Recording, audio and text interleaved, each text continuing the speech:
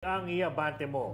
Trending ang pamatay na birthday surprise para sa isang taga-antike na si John Michael Domingo na inihanda ng kanyang mga kaibigan at kasama sa trabaho.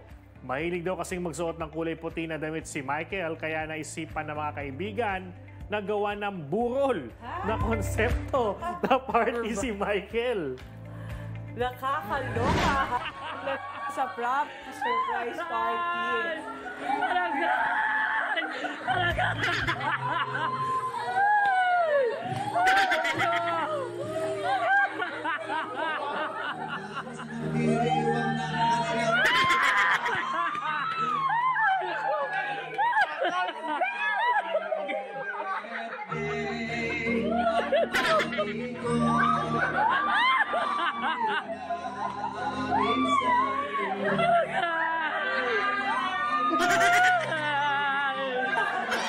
Grabe! Kompleto po sa props ang surprise party na may kabao. Hindi ko alam kung naiiyak siya sa tawa o medyo natakot din siya ng konti. No?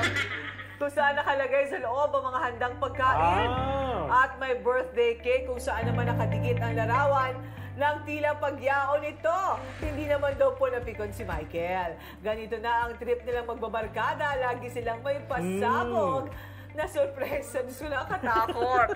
Tuwing may birthday ang bawat isa sa kanilang kaibigan, kilala rin nila ang isa't isa, kaya wala nang pikunan. Ayun, no? Grabe. Talagang antindi. Grabe yung picture sa likod, nakakatakot. Oo.